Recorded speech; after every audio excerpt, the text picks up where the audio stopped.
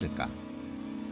외계인들이 멕시코시티 하늘에 나타난 비행물체 같은 걸 타고 지구에 도착할까? 우리가 우주 한 구석에서 보내온 희미한 신호를 포착하게 될까? 아니면 우리가 너무 늦게 움직여서 고대 외계 문명의 잔해만 발견하게 될까? 오늘 이 시간엔 외계와의 만남에 대해 알아보자.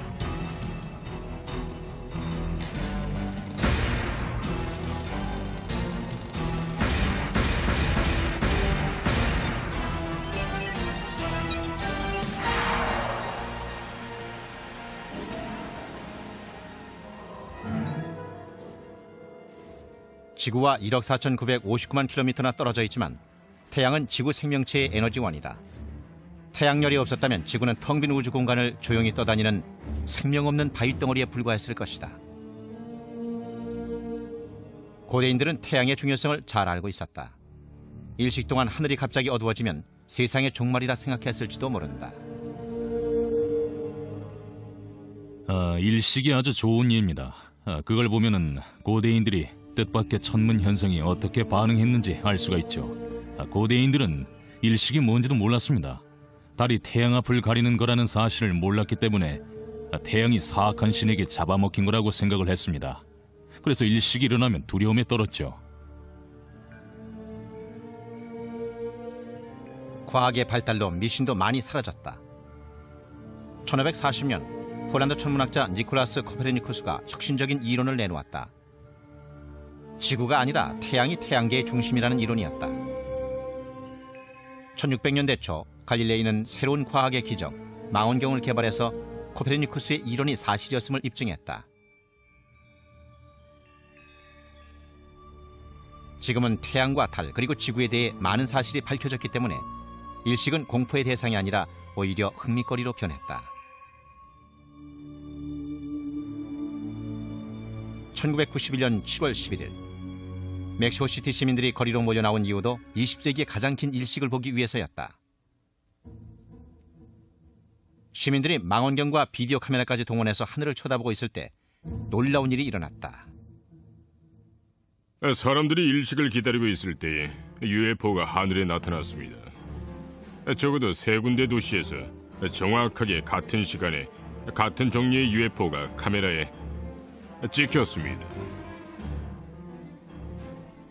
오후 1시 25분이 되자 하늘이 어두워지고 기온도 뚝 떨어졌다. 그런데도 멕시코시티 하늘에 이상한 물체는 여전히 떠 있었다.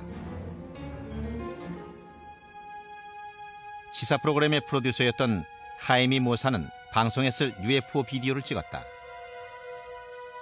UFO들은 같은 시간에 세 군데 도시에서 비디오에 찍혔다. 테이프들은 곧 논란을 불러일으켰다. 비평가들은 카메라에 찍힌 UFO가 개기 일식 동안에 보이는 금성 같은 행성에 지나지 않는다고 반박했다.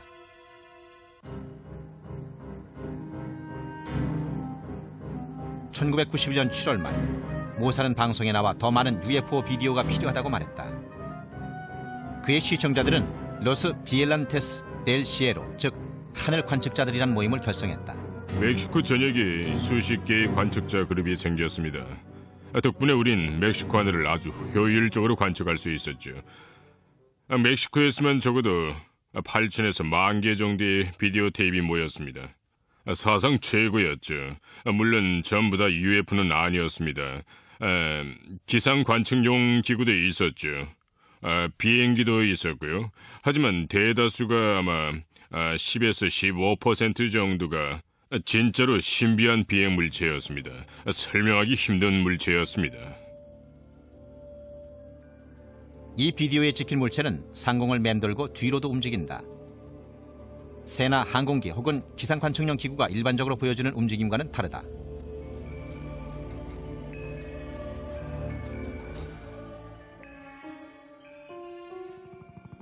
(1993년 9월 16일) 멕시코 독립기념일. 헬리콥터 편대가 비행하는 것처럼 보이는 반짝이는 은빛 물체들이 멕시코 수도 상공에 편대를 이루고 나타났다.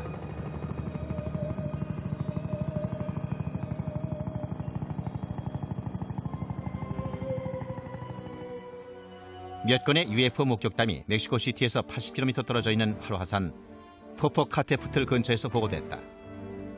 멕시코 정부는 폭발 상황을 지켜보기 위해서 화산에 카메라를 장착해놓고 있었다.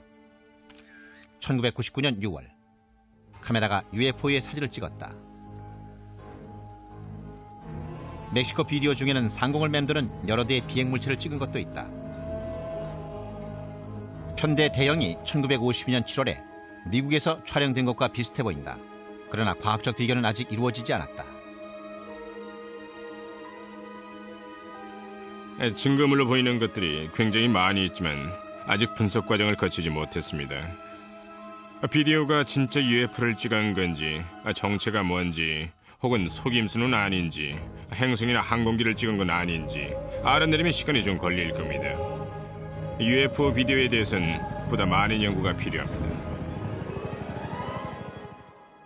지금은 멕시코 비디오 중에 설명할 수 없는 것처럼 보이는 것들이 몇 개 있지만 곧 그들이 비행 접시라는 걸 증명할 수 있을 겁니다. 뭔지 모른다와 외계 우주선이야 라는 말은 다릅니다. 섣불리 결론을 내리지 않겠습니다. 그럼 안 되죠. 정체를 알 수 없는 그런 존재라 해도 전통적인 설명을 무시해서는 안 된다고 생각합니다. 멕시코의 UFO 목격담 중에서 이 비디오처럼 큰 반향을 불러일으킨 것은 거의 없다. 이 테이프는 많은 사람들이 보는 가운데 찍은 것으로 역사상 목격자가 가장 많은 UFO 목격 사건일 것이다. 1994년 1월 1일 멕시코 시티 전체가 움직임을 멈췄습니다. 정말 그랬어요. 차를 타고 가던 사람들도 차를 세우고 하늘을 쳐다봤습니다. 수백만 명이 UFO를 봤어요. TV에도 방송됐고 라디오에서도 방송됐습니다. 멕시코시티 모든 신문도 그 일을 대서특필했고요. 굉장한 일이었죠. 그건 멕시코에 비행 물체들이 있다는 사실을 보여주는 사건이었어요. 멕시코인들이 놀란 건 다른 나라 사람들은 아무도 멕시코에서 무슨 일이 일어났는지 몰랐다는 사실입니다. 1992년부터 계속되어 온 UFO 목격 열기는 수많은 UFO 비디오 테이프의 등장과 제이미 모산 같은 기자들 때문에 더욱더 유명해졌다.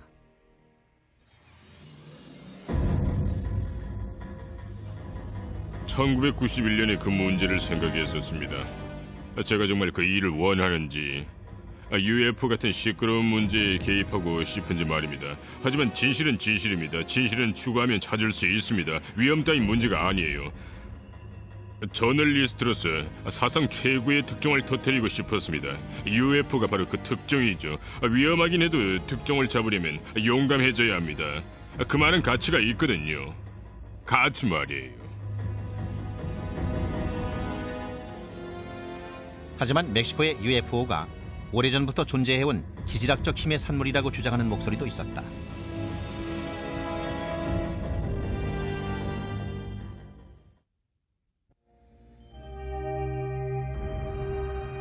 UFO는 수십 년 동안 지구인들과 숨바꼭질을 해왔다. 21세기의 문이 활짝 열렸는데도 UFO가 어디서 왔는지, 그들이 원하는 게 뭔지 증명해낸 사람은 아무도 없다. 동굴 벽화나 성서, 그리고 르네상스 시대 그림을 있는 그대로 인정한다고 해도 수천 년 동안 확실하게 증명된 것은 아무것도 없다. 그런데 몇몇 연구원들이 UFO의 존재를 설명할 새로운 이론을 제시했다. 간단하게 말해서 UFO는 우주에서 온 물체가 아니라 우리 지구의 중심부에서 생성된 빛의 스펙트럼이라는 것이다. 지구는 하나의 거대한 실험단지입니다. 엄청나게 많은 힘들이 서로 영향을 미치고 있죠. 하지만 우리는 아직까지 지구에 대해서 모르는 게 많습니다. 지구는 빛을 만들어냅니다. 빛의 쇼를 연출하죠. 빛들은 인류보다 오래됐을 겁니다. 빛들도 우리 지구의 일부죠. 자연의 기적 중에는 지진 발광 현상과 구전이 있다. 과학자들은 진동 전후 땅속에서 분출된 가스가 갑자기 대기 중에서 점화되어 불꽃을 일으킬 때 지진 시의 발광 현상이 일어난다고 믿고 있다. 공 모양의 번개. 구전은 눈에 보일 뿐 아니라 대기와 지표면을 따라 움직일 수도 있는 정전기의 축적물이다.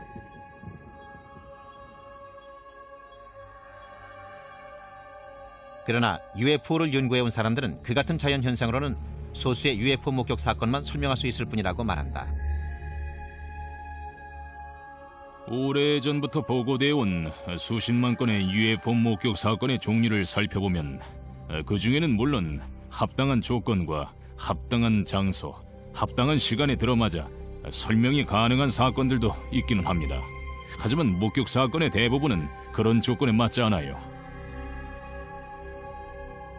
논쟁이 계속되고 있는 가운데 다른 종류의 자연현상이 UFO로 오인되고 있다는 말이 나왔다. 지구의 반사광이라 불리는 현상이다. 지구의 반사광은 특성 면에서 좀 다릅니다. 지진 발광 현상과 구전보다는 오래 지속되죠.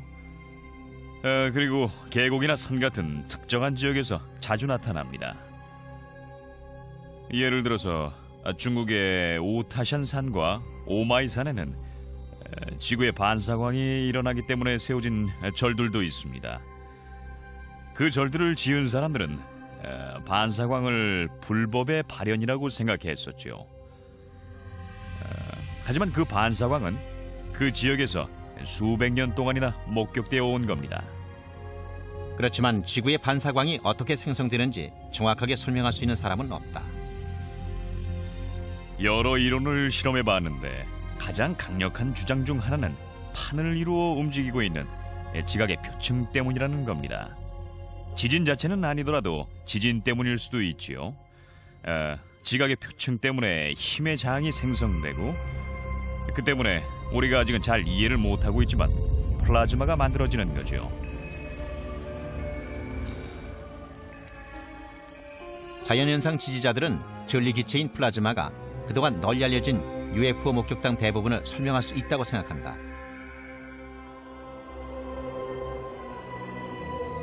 예를 들어보죠. 캐스케이드 산맥을 날았던 케네스 아놀드의 경우를 생각해보면 그는 발광체 9개를 봤습니다. 당시 캐스케이드 산맥은 구조 지질학적으로 불안정한 곳이었습니다. 당시 기록을 보면 최대 규모의 지진이 일어났다고 적혀 있어요.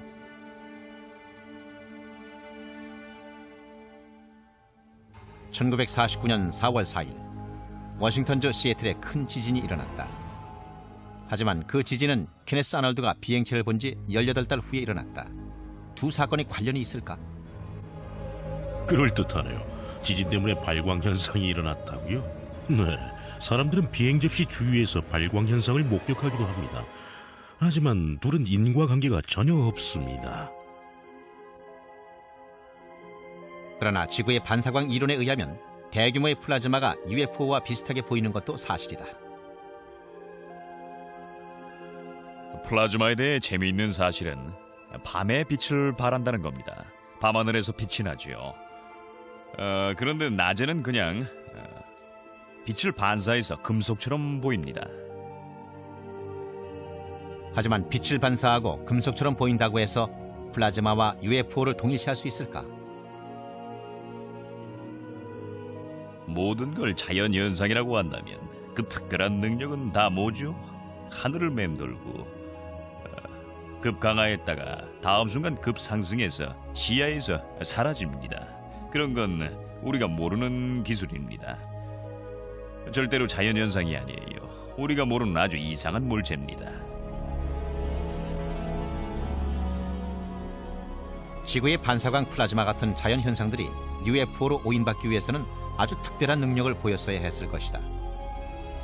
1980년에 벤트워터스 공군 기지에서 일어난 목격 사건이나 1967년에 캐나다 어촌 세강 사건이 좋은 예다. 플라즈마도 물 위에 착륙할 수 있고 물속에서 목격된 적도 있습니다. 처음부터 땅속에 있었던 것처럼 땅에서 솟아오르는 것도 있고요. 그리고 어떤 건 땅 위에 있고 어떤 건 언덕 너머로 사라졌다가 다시 나타나서 땅으로 내려오기도 합니다. 자연현상 지지자들에 의하면 지구의 반사광이 UFO를 설명하는 최고이자 유일한 방법이다.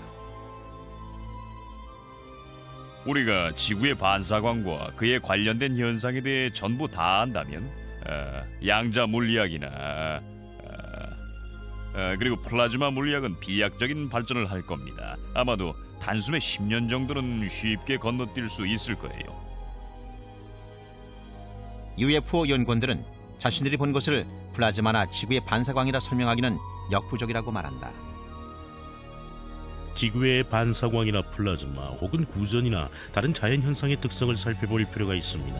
어떻게 움직이고 어떤 색깔이고 크기는 어떻게 되죠? 지상에 착륙했던 비행 접시는 지름이 3m에서 9m는 됩니다. 하지만 플라즈마는 보통 이 정도밖에는 안 돼요. 양쪽의 특성을 주의 깊게 살펴보는 게 중요합니다.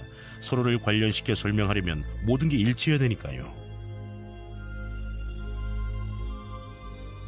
놀랄 일은 아니지만 멕시코시티 UFO 목격담 열기 역시 똑같은 논쟁에 휘말려왔다. 포포카 테프들 화산 근처에서 이상한 빛들이 여러 개 나타났다.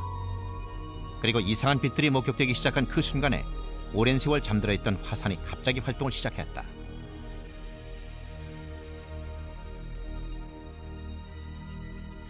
(1999년 8월에) 멕시코를 탐사 여행하는 동안 폴 두베르는 화산에서 80km 떨어져 있는 고대 도시 테오티와칸을 방문하고 두 사건의 연관성을 유추해냈다.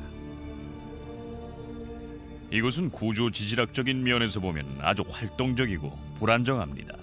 우리가 알아낸 바로는 지구의 반사광은 구조 지질학적인 활동이 왕성한 곳에서 자주 나타납니다.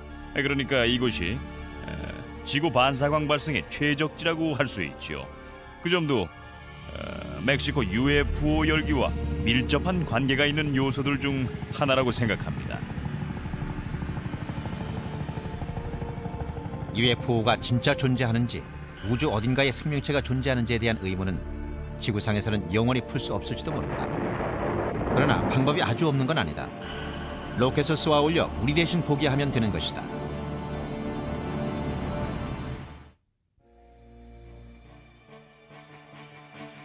고대에는 비록 전기의 축복을 받진 못했지만 그 대신에 한 가지 특별한 보상이 있었다. 하늘이 반짝이는 별들로 가득 차 있었던 것이다. 초기 천문학자들은 소수의 천체가 항성의 느리고 규칙적인 자전에 얽매이지 않고 하늘에서 자유롭게 돌아다닌다는 사실을 깨달았다. 그리스인들은 그들을 방랑자라는 뜻으로 행성이라 불렀다. 현대에 들어 인류가 UFO와 외계 문명에 대해서 의문을 품기 시작하면서 사람들의 관심을 한몸에 모은 행성이 바로 화성이었다. 정말 비행 접시가 존재한다면 붉은 행성 화성에서 왔을 거라고 사람들은 생각했다. 그런 생각에 바탕이 된 것이 1877년에 천문학자 지오반니 시아파렐리의 관측이었다. 그는 화성의 극지방 만년설과 연결된 카날리가 있다고 주장했다. 카날리란 이탈리아어로 수로라는 뜻이다. 그런데 그것들이 자연수로가 아니라고 말하는 사람들이 있었다.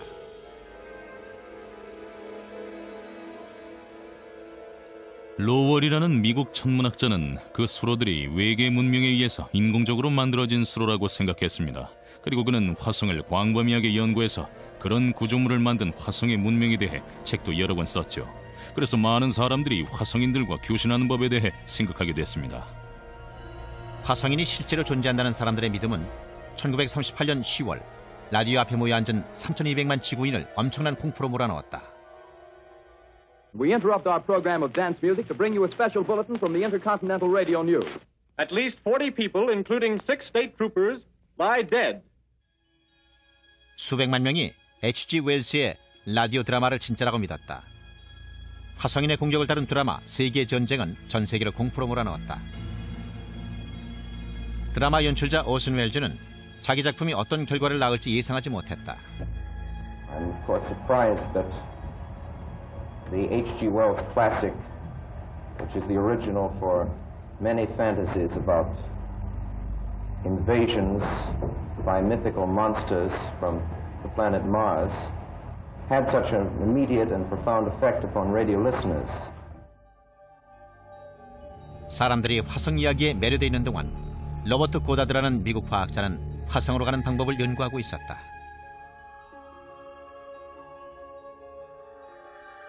고다드는 지상으로부터 높은 대기권으로 로켓을 쏘아 올리는 독창적인 생각을 갖고 있었습니다. 하지만 그 생각은 미국 과학자들 사이에서는 말도 안 되는 얘기로 무시당했죠. 그런데 독일에 그의 팬들이 있었습니다. 워너 폰 브라운 같은 사람이 그의 연구서를 읽고 독일에서 그의 디자인을 연구해 개발하려는 계획을 세웠죠. 그게 바로 2차 대전 동안 미국과 소련 우주계획의 조상이라 할 수 있는 V2 로켓 개발로 이어졌던 겁니다.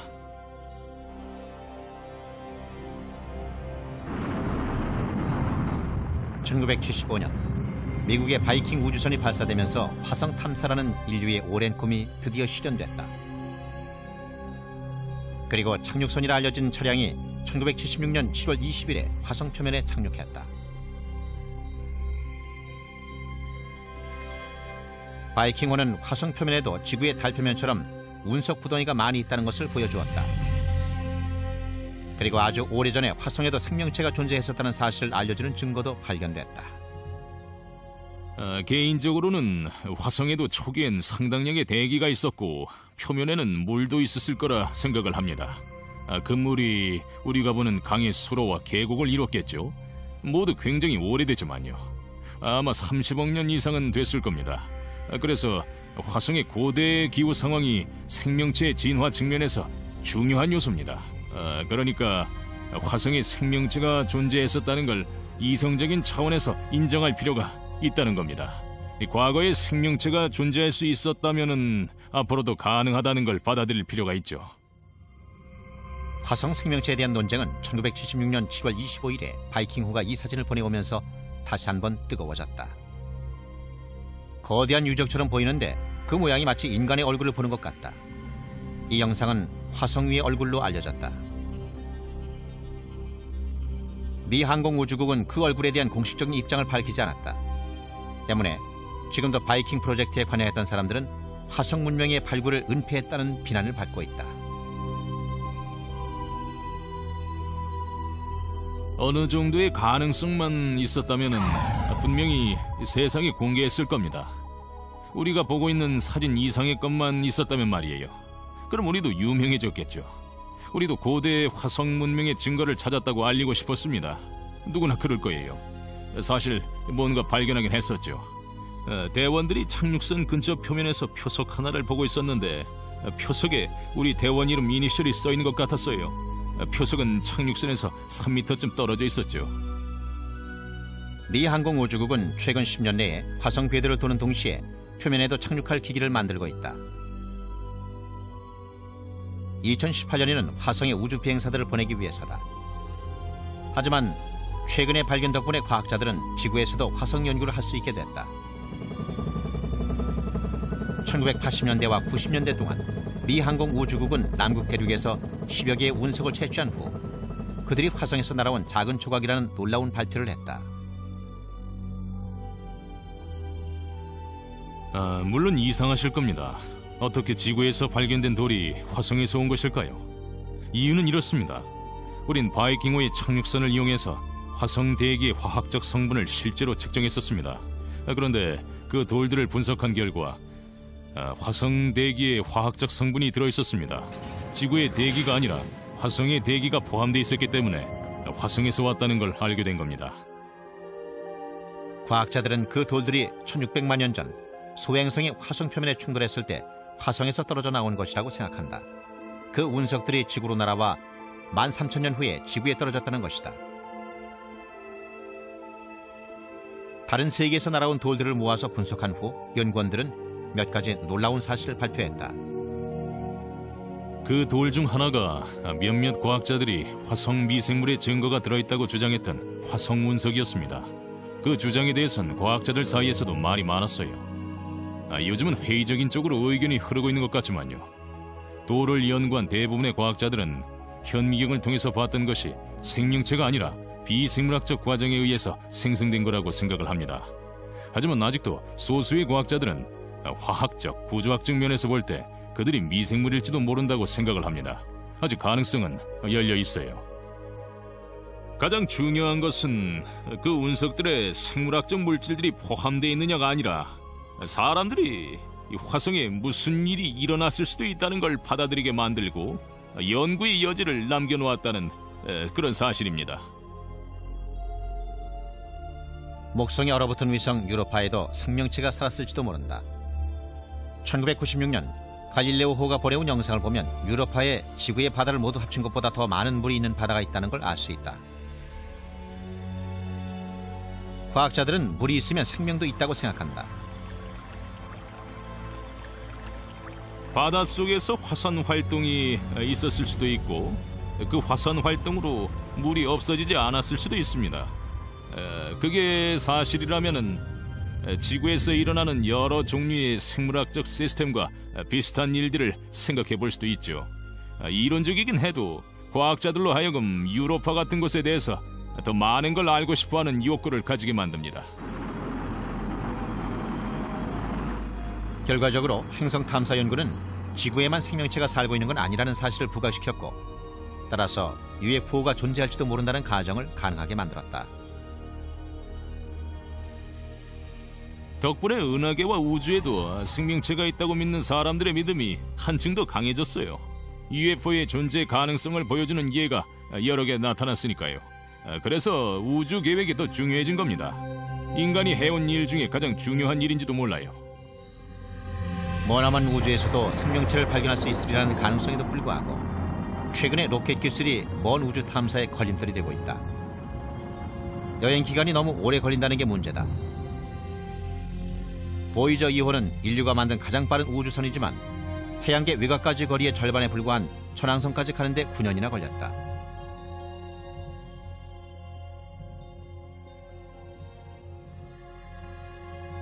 생명체를 발견할 수 있는 항성까지 가려면 보이저호라도 10만 년이란 긴 세월이 걸릴 것이다.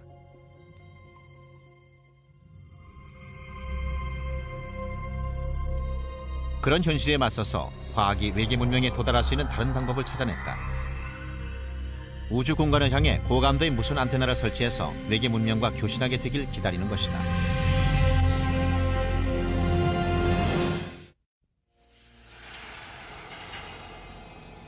우주 비행사들의 용감한 도전과 과학자들의 노력에도 불구하고 우주 여행에 성공하기까지는 한계가 있는 것 같다. UFO의 고향이라 불릴 만한 곳을 찾으려 한다면 아마도 지금까지 로켓을 타고 갈 수는 없을 것이다.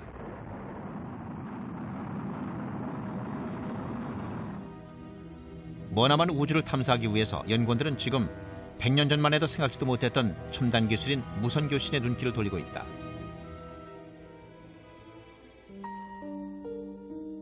구글리엘모 마르코니라는 이탈리아 과학자가 어떤 영감이 떠올라 전기 부품을 조립했다. 그런 다음 공기 중으로 1.6km 정도 신호를 보냈다.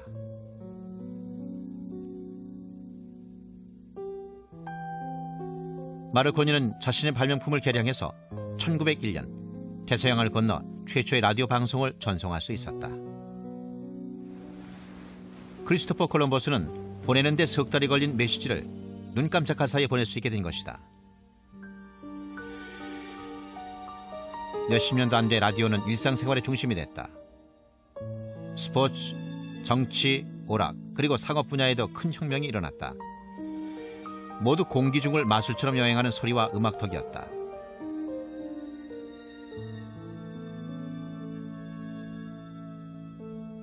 그리고 머지않아서 모험적인 기술자들은 행성 간의 교신 쪽으로 눈길을 돌렸다. 사람들은 화성인 얘기에 귀를 기울이게 되면서 화성인이 우리한테 신호를 보낼지도 모른다고 생각하게 됐습니다. 마르코니 같은 사람들은 화성으로부터 신호를 받았다고 발표했었죠. 우리는 그게 잘못된 건지도 모른다는 걸 압니다. 그 사람들에겐 지금 우리가 알고 있는 외계 신호에 대한 지식이 전혀 없었으니까요.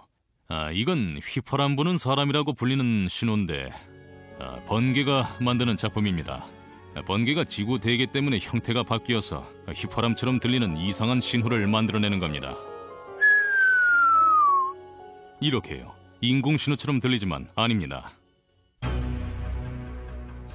지금도 은하계 우주 간의 교신을 엿드는 작업은 계속되고 있지만 훨씬 더 강력한 수신기가 필요하다. 이것은 전파 망원경으로 태양계 밖에서 오는 희미한 신호를 찾아서 우주 공간을 향하고 있다. 어떤 물리학자들은 전파 망원경으로 다른 행성의 지능적인 생명체와 교신할 수 있을지도 모른다고 생각한다. 매사추세츠주 캠브리지에 있는 하버드 대학에는 우주의 생명체를 찾는 데 필요한 지구 최고의 건파기가 실험실에서 업데이트되고 있다. 건파기가 외계에 생명체가 있는가 하는 인류의 가장 오래된 의문을 풀어줄 것이다. 프로젝트의 팀장은 폴 호로위츠 박사다. 우린 외계에 사는 지적인 생명체가 보내는 최초의 신호를 기다리고 있습니다. 어떤 종류의 신호가 올지 추측해보죠. 빛으로 올까요? 무선 빔으로 소식이 올까요? 전파일 가능성이 높습니다. 전파 중에서도 가장 가능성이 높은 건 극초단파고요. 무슨 신호를 보내올까요? 지금은 상상뿐입니다. 어떤 사람들은 나 여기 있어요란 말만 담겨진 송신기만 켜져 있을지도 모른다고 믿습니다. 라디오는 지난 100여 년 동안 우리 가까이에 있었다. 그러나 지난 10년 동안 컴퓨터가 세티, 즉 외계 생명체 찾기를 위해 필요한 능력을 갖추게 됐다. 최근 연구 덕에 2억 5천만 채널을 가진 전파 수신기를 만들었습니다. 채널이 2억 5천만 개란 뜻은 스캐너 같은 게 아닙니다. 다시 말해 책상 위에 인근 채널에 맞춰진 라디오가 2억 5천만 개란 뜻이죠. 아마도 지구 최고의 전파 분광계일 겁니다. 특수한 칩과 회로판이 결합되어 전파 망원경의 두뇌 역할을 하고 있다. 망원경의 거대한 안테나에 잡힌 신호들을 처리하게 될 것이다.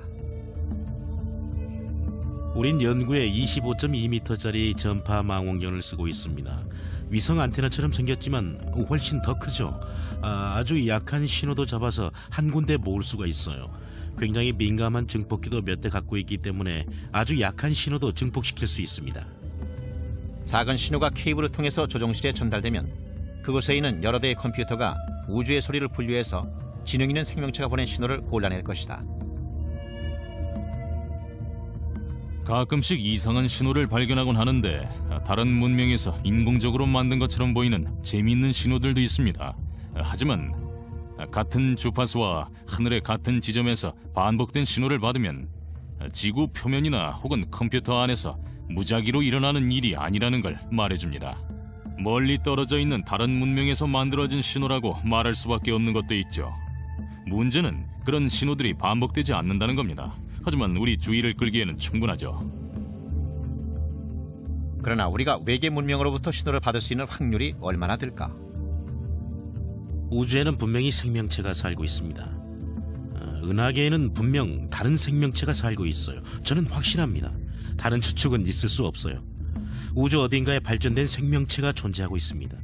은하계 어딘가에 생명체가 살고 있습니다. 행성 간의 교신이 일어나고 있을 가능성이 적어도 1%는 될 거라고 생각합니다. 확실한 가능성이 있음에도 불구하고 전파를 통한 교신은 한 가지 넘을 수 없는 장애물에 부딪혔다. 과학자들이나 세티의 비판적인 사람들 모두 우리 기술을 훨씬 능가하는 발전된 문명을 누리고 있어서 세티가 기능을 발휘하지 못하는 건지도 모른다고 말을 합니다. 그럴 수도 있죠. 거리가 먼 항성들 간 교신을 위해서는 어떤 특별한 통신 기술이 필요한데 우리는 앞으로 1000년이 지나도 알 수 없는 그런 기술일지도 모릅니다. 하지만 그들도 그 점을 생각했을 겁니다. 그래서 박물관을 뒤져 그들이 100만 년 전 원시 시대에 장거리 통신에 사용했던 장비를 찾아낼지도 모르죠. 그걸 찾아내서 교신을 할 수도 있습니다. 그들의 선진 문명을 모르는 원시 문명과 교신하기 위해서 원시 기술을 사용할지도 모릅니다. 그러니까 가능하다면 그들이 우리가 감지할 수 있는 원시 문명의 신호를 보내서 우리와 교신을 시도했으면 정말 좋겠다고 생각합니다. 언젠가 그런 시나리오가 현실화되면 우리는 외계의 생명체와 교신할 수 있게 될 수도 있다. 호로위츠 박사는 언젠가 세티가 우주에 사는 다른 지적인 생명체로부터 메시지를 받게 될 거라고 믿는다. 정말 큰 사건이 될 겁니다. 지구에 생명체가 등장해서 진화해온 40억 년을 단숨에 건너는 다리가 될 테니까요. 지구의 문명적 고립도 끝이 될 겁니다. 은하계와 우주에는 수백만 개의 다른 문명이 존재한다고 믿습니다. 그건 분명 인류 역사상 가장 위대한 발견이 될 겁니다. 외계의 메시지가 수신될 때까지 우리는 눈과 귀를 활짝 열어두고 우리가 혼자가 아니라는 사실을 말해줄 작은 신호를 기다려야 한다.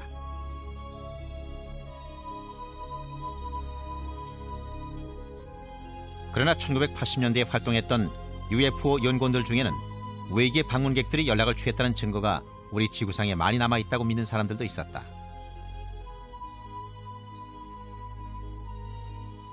단서는 소위 미스터리 서클이라고 불리는 것으로 영국의 밭 한가운데 정교하게 만들어져 있는 거대한 원이었다.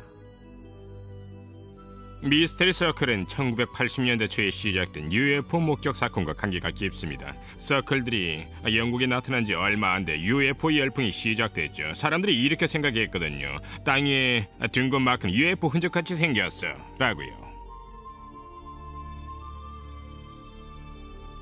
그 이상한 모양들과 상징물들은 1980년경에 영국의 브레튼 월셔에서 처음 나타나기 시작했다. 이곳 농부들은 그 모양들을 옥수수 서클이라고 불렀고 자연의 변덕이라고 생각했다. 그러나 그 후 몇 달, 몇 년 동안 새로운 서클에 대한 보고 건수가 계속 늘어났다. 옥수수 서클 관련 잡지들이 속속 발간돼서 다른 장소의 밭에서 발견된 아름다운 서클들을 사람들에게 알렸다. 스스로를 곡식주의자들이라고 부르는 연구원들도 이상한 모양들의 비교 분류에 참여해서 공통점을 연구했다. 그렇지만 옥수수 서클이 외계인이 방문했다는 증거일까?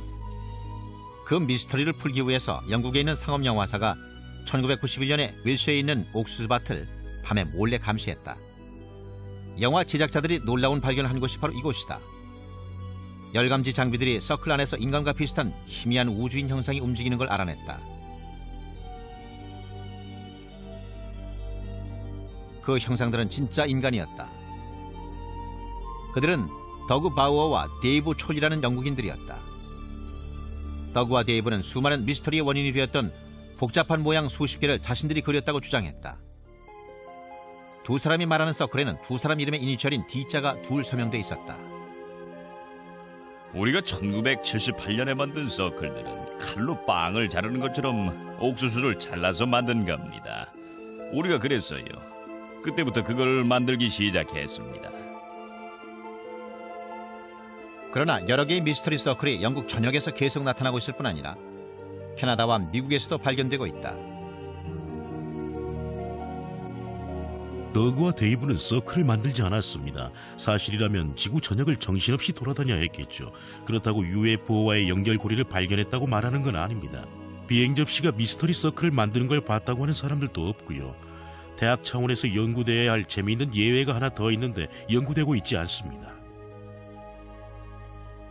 미스터리 서클이 아니더라도 대부분의 UFO 연구원들은 설명이 불가능한 사진들과 목격자들의 증언이 UFO가 진짜로 존재하며 규칙적으로 지구를 방문하고 있다는 걸 증명한다고 믿고 있다.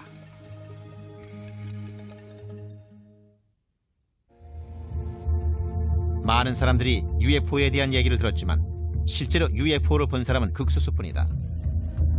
UFO가 진짜인지 가짜인지에 대한 의문에 어떻게 판단을 내려야 할까?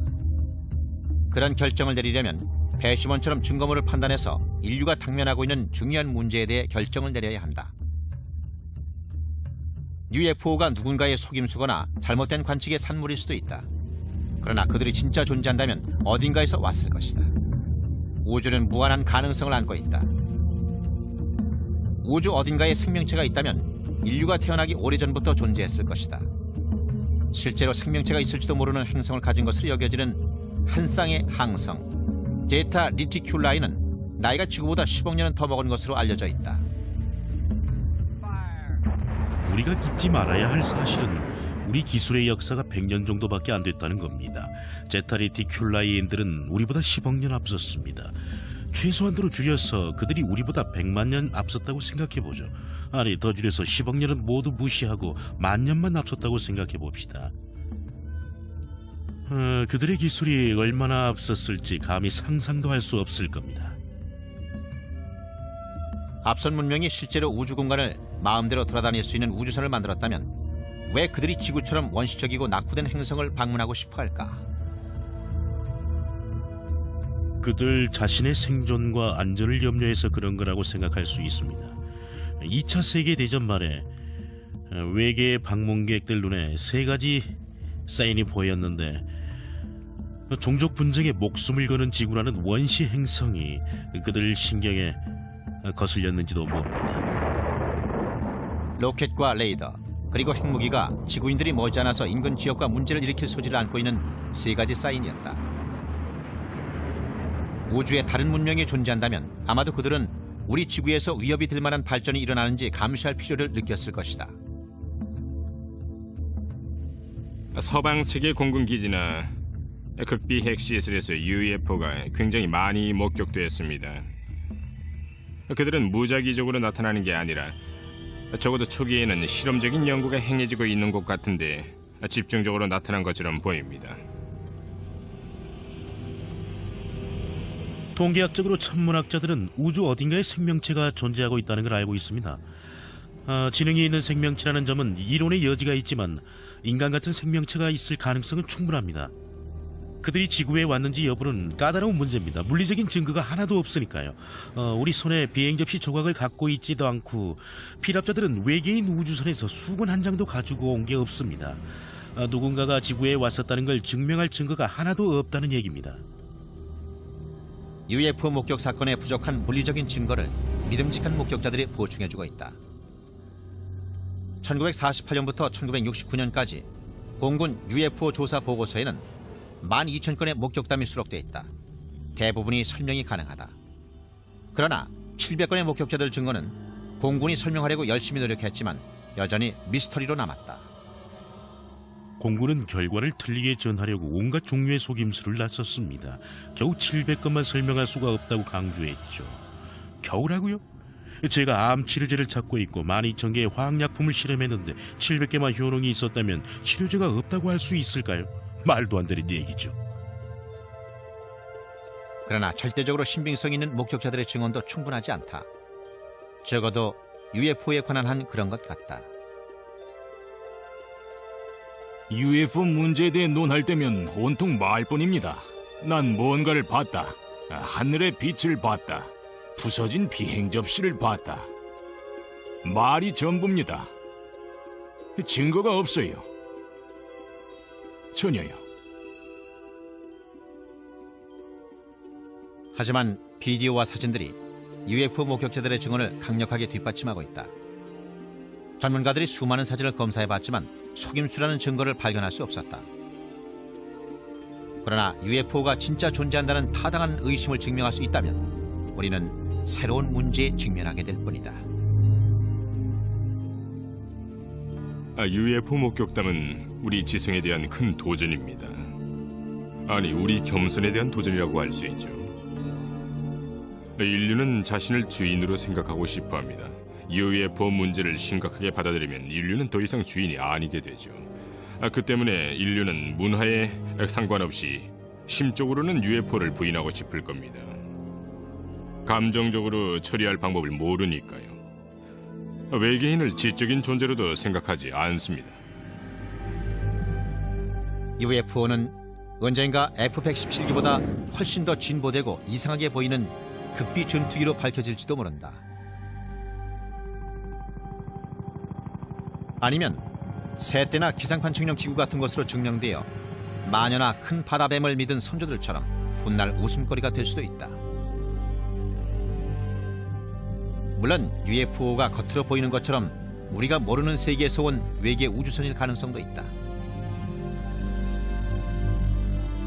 그때까지 UFO에 대한 진실은 보는 사람의 판단에 맡길 수밖에 없을 것 같다.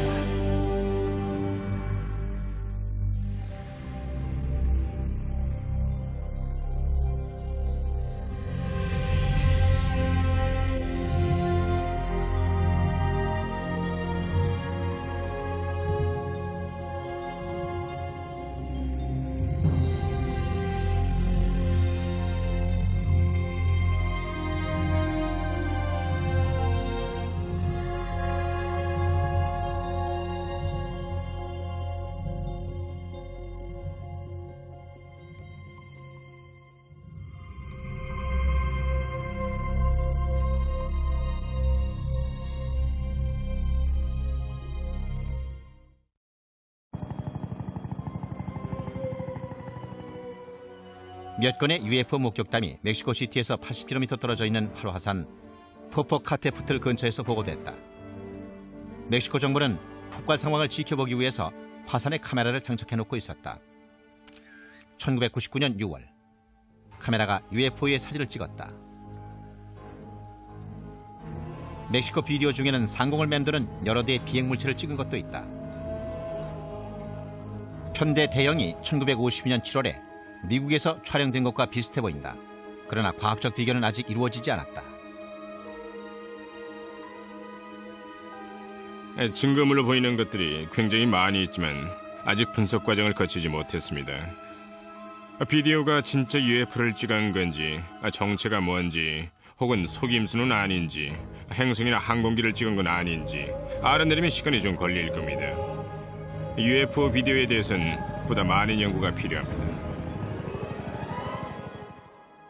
지금은 멕시코 비디오 중에 설명할 수 없는 것처럼 보이는 것들이 몇 개 있지만 곧 그들이 비행 접시라는 걸 증명할 수 있을 겁니다. 뭔지 모른다와 외계 우주선이야라는 말은 다릅니다. 섣불리 결론을 내리지 않겠습니다. 그럼 안 되죠. 정체를 알 수 없는 그런 존재라 해도 전통적인 설명을 무시해서는 안 된다고 생각합니다. 멕시코의 UFO 목격담 중에서 이 비디오처럼 큰 반향을 불러일으킨 것은 거의 없다. 이 테이프는 많은 사람들이 보는 가운데 찍은 것으로 역사상 목격자가 가장 많은 UFO 목격 사건일 것이다. 1994년 1월 1일 멕시코 시티 전체가 움직임을 멈췄습니다. 정말 그랬어요. 차를 타고 가던 사람들도 차를 세우고 하늘을 쳐다봤습니다. 수백만 명이 UFO를 봤어요. TV에도 방송됐고 라디오에서도 방송됐습니다. 멕시코시티 모든 신문도 그 일을 대서특필했고요. 굉장한 일이었죠. 그건 멕시코에 비행 물체들이 있다는 사실을 보여주는 사건이었어요. 멕시코인들이 놀란 건 다른 나라 사람들은 아무도 멕시코에서 무슨 일이 일어났는지 몰랐다는 사실입니다. 1991년부터 계속되어 온 UFO 목격 열기는 수많은 UFO 비디오 테이프의 등장과 제이미 모산 같은 기자들 때문에 더욱더 유명해졌다.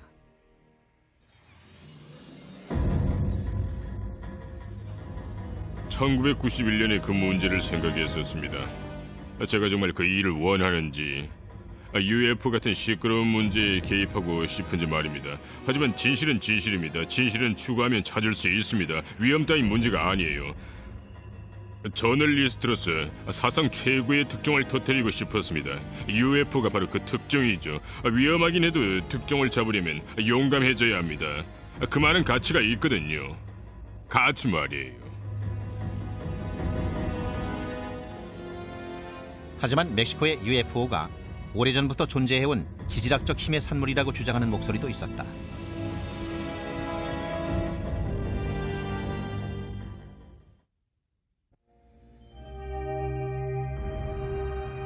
UFO는 수십 년 동안 지구인들과 숨바꼭질을 해왔다. 21세기의 문이 활짝 열렸는데도 UFO가 어디서 왔는지, 그들이 원하는 게 뭔지 증명해낸 사람은 아무도 없다.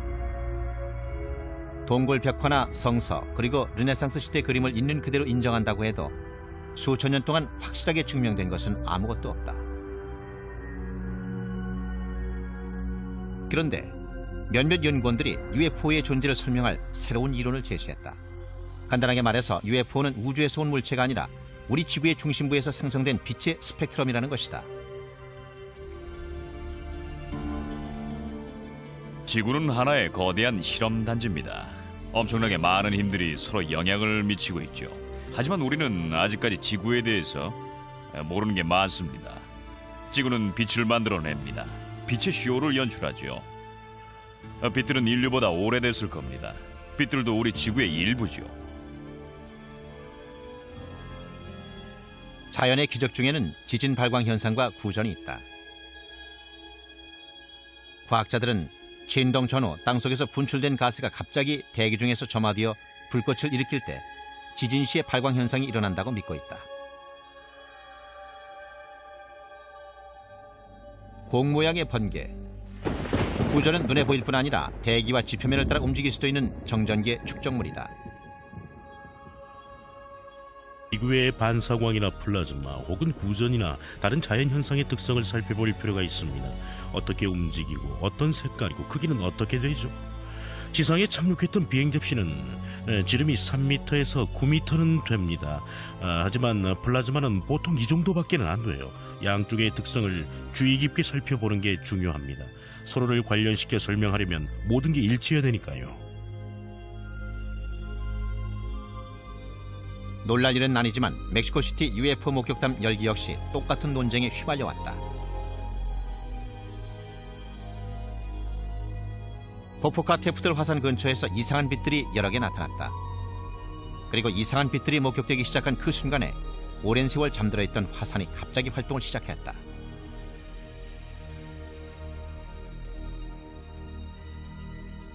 (1999년 8월에) 멕시코를 탐사 여행하는 동안 폴 두베르는 화산에서 80km 떨어져 있는 고대 도시 테오티와칸을 방문하고 두 사건의 연관성을 유추해냈다. 이곳은 구조 지질학적인 면에서 보면 아주 활동적이고 불안정합니다. 우리가 알아낸 바로는 지구의 반사광은 구조 지질학적인 활동이 왕성한 곳에서 자주 나타납니다. 그러니까 이곳이 지구 반사광 발생의 최적지라고 할 수 있죠. 그 점도 멕시코 UFO 열기와 밀접한 관계가 있는 요소들 중 하나라고 생각합니다. UFO가 진짜 존재하는지 우주 어딘가에 생명체가 존재하는지에 대한 의문은 지구상에서는 영원히 풀 수 없을지도 모른다. 그러나 방법이 아주 없는 건 아니다. 로켓을 쏘아 올려 우리 대신 보게 하면 되는 것이다.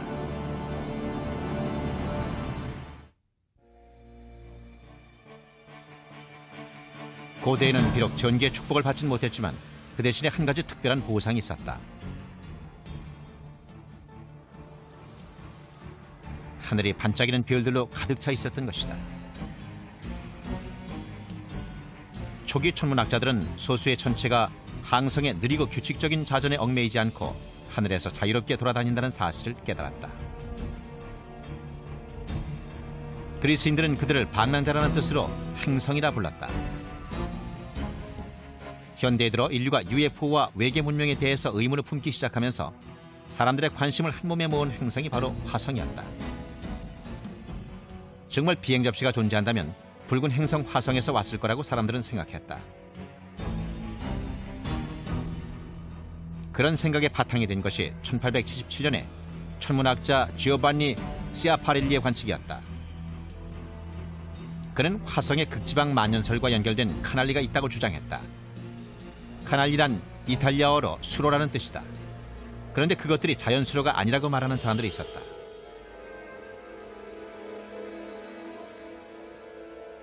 로월이라는 미국 천문학자는 그 수로들이 외계 문명에 의해서 인공적으로 만들어진 수로라고 생각했습니다. 그리고 그는 화성을 광범위하게 연구해서 그런 구조물을 만든 화성의 문명에 대해 책도 여러 권 썼죠. 그래서 많은 사람들이 화성인들과 교신하는 법에 대해 생각하게 됐습니다.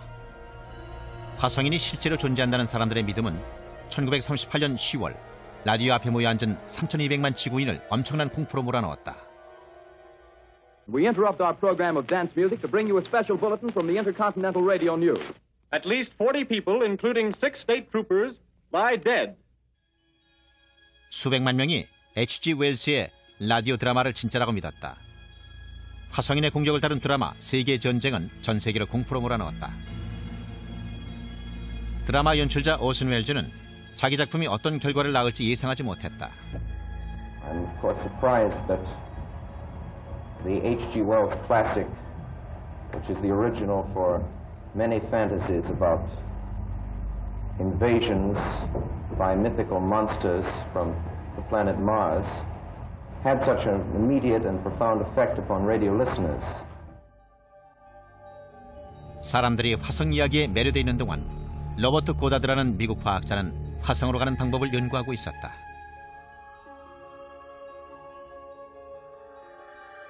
고다드는 지상으로부터 높은 대기권으로 로켓을 쏘아 올리는 독창적인 생각을 갖고 있었습니다.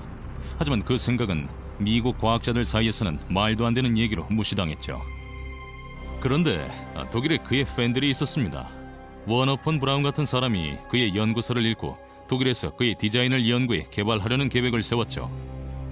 그게 바로 2차 대전 동안 미국과 소련 우주계획의 조상이라 할 수 있는 V2 로켓 개발로 이어졌던 겁니다.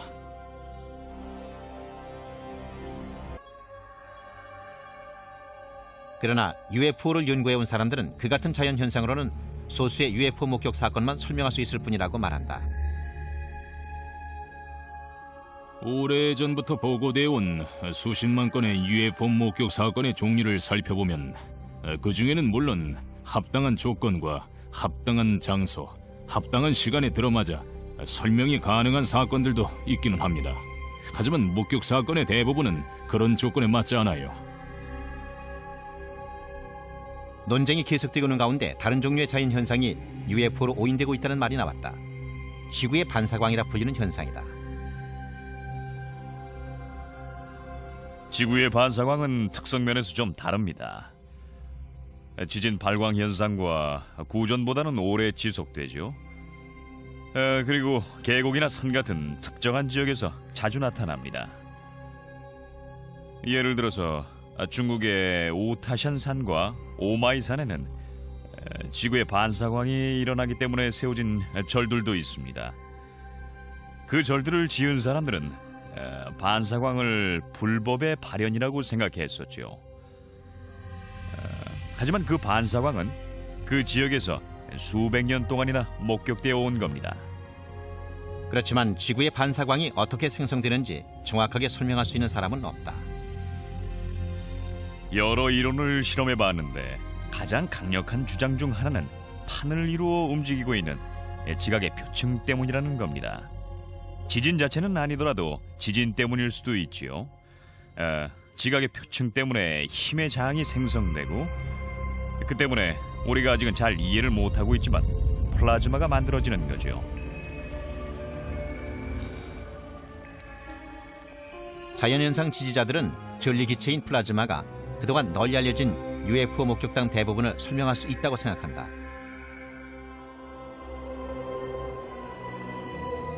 예를 들어보죠. 캐스케이드 산맥을 날았던 케네스 아놀드의 경우를 생각해보면 그는 발광체 9개를 봤습니다. 당시 캐스케이드 산맥은 구조 지질학적으로 불안정한 곳이었습니다. 당시 기록을 보면 최대 규모의 지진이 일어났다고 적혀 있어요.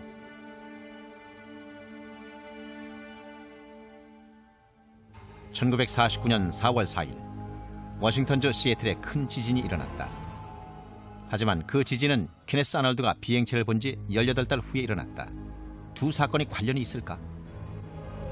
그럴듯하네요. 지진 때문에 발광 현상이 일어났다고요? 네, 사람들은 비행 접시 주위에서 발광 현상을 목격하기도 합니다. 하지만 둘은 인과관계가 전혀 없습니다. 그러나 지구의 반사광 이론에 의하면 대규모의 플라즈마가 UFO와 비슷하게 보이는 것도 사실이다. 플라즈마에 대해 재미있는 사실은 밤에 빛을 발한다는 겁니다. 밤하늘에서 빛이 나죠. 그런데 낮에는 그냥 빛을 반사해서 금속처럼 보입니다. 하지만 빛을 반사하고 금속처럼 보인다고 해서 플라즈마와 UFO를 동일시할 수 있을까? 모든 걸 자연현상이라고 한다면 그 특별한 능력은 다 뭐죠? 하늘을 맴돌고 급 강하했다가 다음 순간 급 상승해서 시야에서 사라집니다. 그런 건 우리가 모르는 기술입니다. 절대로 자연현상이 아니에요. 우리가 모르는 아주 이상한 물체입니다. 지구의 반사광 플라즈마 같은 자연현상들이 UFO로 오인받기 위해서는 아주 특별한 능력을 보였어야 했을 것이다. 1980년에 벤트워터스 공군 기지에서 일어난 목격 사건이나 1967년에 캐나다 어촌 세강 사건이 좋은 예다. 플라즈마도 물 위에 착륙할 수 있고 물속에서 목격된 적도 있습니다. 처음부터 땅속에 있었던 것처럼 땅에서 솟아오르는 것도 있고요. 그리고 어떤 건 땅 위에 있고 어떤 건 언덕 너머로 사라졌다가 다시 나타나서 땅으로 내려오기도 합니다. 자연현상 지지자들에 의하면 지구의 반사광이 UFO를 설명하는 최고이자 유일한 방법이다. 우리가 지구의 반사광과 그에 관련된 현상에 대해 전부 다 안다면 양자 물리학이나 그리고 플라즈마 물리학은 비약적인 발전을 할 겁니다. 아마도 단숨에 10년 정도는 쉽게 건너뛸 수 있을 거예요. UFO 연구원들은 자신들이 본 것을 플라즈마나 지구의 반사광이라 설명하기는 역부족이라고 말한다.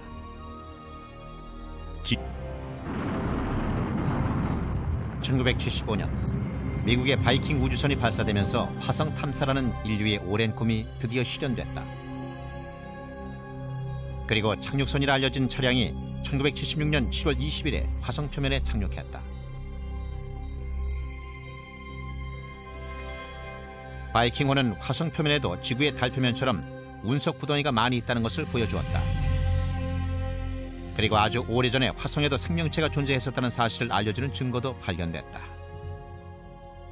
개인적으로는 화성에도 초기엔 상당량의 대기가 있었고 표면에는 물도 있었을 거라 생각을 합니다. 그 물이 우리가 보는 강의 수로와 계곡을 이뤘겠죠. 모두 굉장히 오래됐지만요. 아마 30억 년 이상은 됐을 겁니다. 그래서 화성의 고대 기후 상황이 생명체의 진화 측면에서 중요한 요소입니다. 그러니까 화성에 생명체가 존재했었다는 걸 이성적인 차원에서 인정할 필요가 있다는 겁니다. 과거에 생명체가 존재할 수 있었다면은 앞으로도 가능하다는 걸 받아들일 필요가 있죠. 화성 생명체에 대한 논쟁은 1976년 7월 25일에 바이킹호가 이 사진을 보내오면서 다시 한번 뜨거워졌다. 거대한 유적처럼 보이는데 그 모양이 마치 인간의 얼굴을 보는 것 같다. 이 영상은 화성 위의 얼굴로 알려졌다. 미 항공우주국은 그 얼굴에 대한 공식적인 입장을 밝히지 않았다. 때문에 지금도 바이킹 프로젝트에 관여했던 사람들은 화성 문명의 발굴을 은폐했다는 비난을 받고 있다. 어느 정도의 가능성만 있었다면은 분명히 세상에 공개했을 겁니다. 우리가 보고 있는 사진 이상의 것만 있었다면 말이에요. 그럼 우리도 유명해졌겠죠. 우리도 고대 화성 문명의 증거를 찾았다고 알리고 싶었습니다. 누구나 그럴 거예요. 사실 뭔가 발견하긴 했었죠. 대원들이 착륙선 근처 표면에서 표석 하나를 보고 있었는데 표석에 우리 대원 이름 이니셜이 써있는 것 같았어요. 표석은 착륙선에서 3m쯤 떨어져 있었죠. 미 항공우주국은 최근 10년 내에 화성 궤도를 도는 동시에 표면에도 착륙할 기기를 만들고 있다. 2018년에는 화성에 우주 비행사들을 보내기 위해서다. 하지만 최근의 발견 덕분에 과학자들은 지구에서도 화성 연구를 할 수 있게 됐다. 1980년대와 90년대 동안 미 항공우주국은 남극 대륙에서 10여 개의 운석을 채취한 후 그들이 화성에서 날아온 작은 조각이라는 놀라운 발표를 했다. 물론 이상하실 겁니다. 어떻게 지구에서 발견된 돌이 화성에서 온 것일까요? 이유는 이렇습니다. 우린 바이킹호의 착륙선을 이용해서 화성 대기의 화학적 성분을 실제로 측정했었습니다. 그런데 그 돌들을 분석한 결과 화성 대기에 화학적 성분이 들어있었습니다. 지구의 대기가 아니라 화성의 대기가 포함되어 있었기 때문에 화성에서 왔다는 걸 알게 된 겁니다. 과학자들은 그 돌들이 1600만 년 전 소행성이 화성 표면에 충돌했을 때 화성에서 떨어져 나온 것이라고 생각한다. 그 운석들이 지구로 날아와 13,000년 후에 지구에 떨어졌다는 것이다. 다른 세계에서 날아온 돌들을 모아서 분석한 후 연구원들은 몇 가지 놀라운 사실을 발표했다. 그 돌 중 하나가 몇몇 과학자들이 화성 미생물의 증거가 들어있다고 주장했던 화성 운석이었습니다. 그 주장에 대해서는 과학자들 사이에서도 말이 많았어요. 요즘은 회의적인 쪽으로 의견이 흐르고 있는 것 같지만요. 돌을 연구한 대부분의 과학자들은 현미경을 통해서 봤던 것이 생명체가 아니라 비생물학적 과정에 의해서 생성된 거라고 생각을 합니다. 하지만 아직도 소수의 과학자들은 화학적, 구조학적 면에서 볼 때 그들이 미생물일지도 모른다고 생각을 합니다. 아직 가능성은 열려 있어요.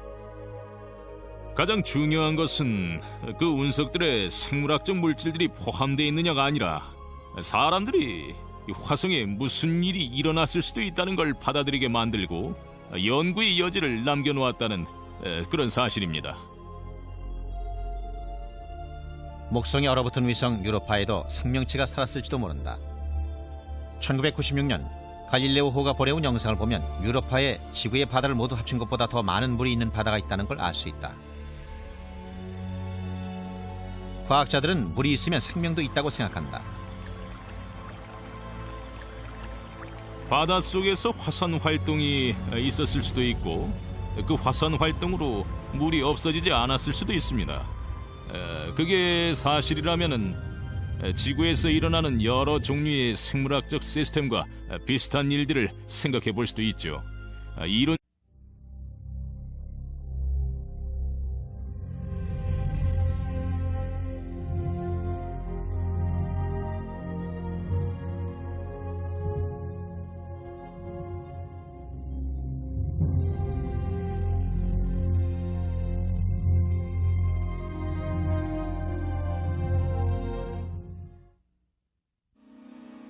UFO. 우리가 정말 외계인과 만나게 된다면 어떤 경로로 이루어질까? 외계인들이 멕시코시티 하늘에 나타난 비행물체 같은 걸 타고 지구에 도착할까? 우리가 우주 한 구석에서 보내온 희미한 신호를 포착하게 될까? 아니면 우리가 너무 늦게 움직여서 고대 외계 문명의 잔해만 발견하게 될까? 오늘 이 시간엔 외계와의 만남에 대해 알아보자.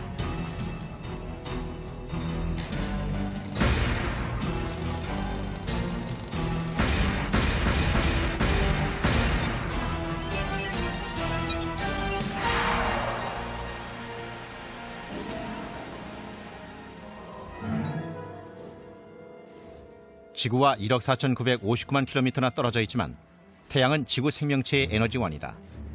태양열이 없었다면 지구는 텅 빈 우주 공간을 조용히 떠다니는 생명 없는 바위덩어리에 불과했을 것이다. 고대인들은 태양의 중요성을 잘 알고 있었다. 일식 동안 하늘이 갑자기 어두워지면 세상의 종말이라 생각했을지도 모른다. 일식이 아주 좋은 예입니다. 그걸 보면은 고대인들이 뜻밖의 천문 현상이 어떻게 반응했는지 알 수가 있죠. 고대인들은 일식이 뭔지도 몰랐습니다. 달이 태양 앞을 가리는 거라는 사실을 몰랐기 때문에 태양이 사악한 신에게 잡아먹힌 거라고 생각을 했습니다. 그래서 일식이 일어나면 두려움에 떨었죠. 과학의 발달로 미신도 많이 사라졌다. 1540년 폴란드 천문학자 니콜라스 코페르니쿠스가 혁신적인 이론을 내놓았다.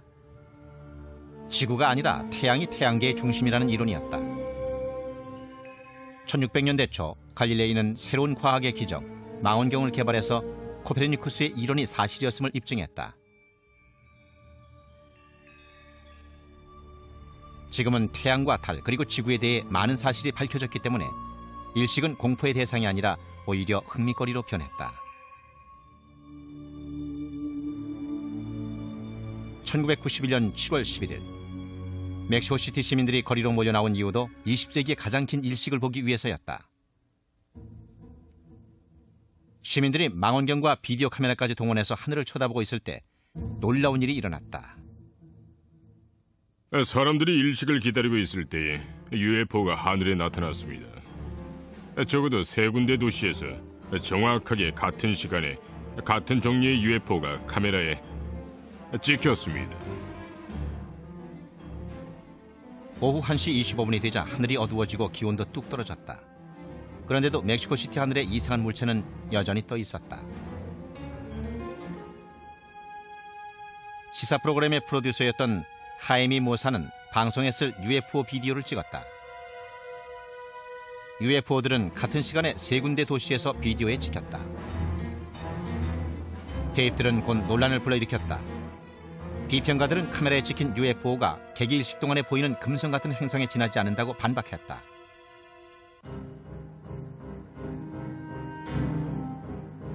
(1991년 7월) 말 모사는 방송에 나와 더 많은 UFO 비디오가 필요하다고 말했다. 그의 시청자들은 로스 비엘란테스 델 시에로, 즉 하늘 관측자들이란 모임을 결성했다. 멕시코 전역에 수십 개의 관측자 그룹이 생겼습니다. 덕분에 우린 멕시코 하늘을 아주 효율적으로 관측할 수 있었죠. 멕시코에서만 적어도 8,000에서 10,000개 정도의 비디오 테이프가 모였습니다. 사상 최고였죠. 물론 전부 다 UFO는 아니었습니다. 기상 관측용 기구도 있었죠. 비행기도 있었고요. 하지만 대다수가 아마 10에서 15% 정도가 진짜로 신비한 비행 물체였습니다. 설명하기 힘든 물체였습니다. 이 비디오에 찍힌 물체는 상공을 맴돌고 뒤로도 움직인다. 새나 항공기 혹은 기상 관측용 기구가 일반적으로 보여주는 움직임과는 다르다.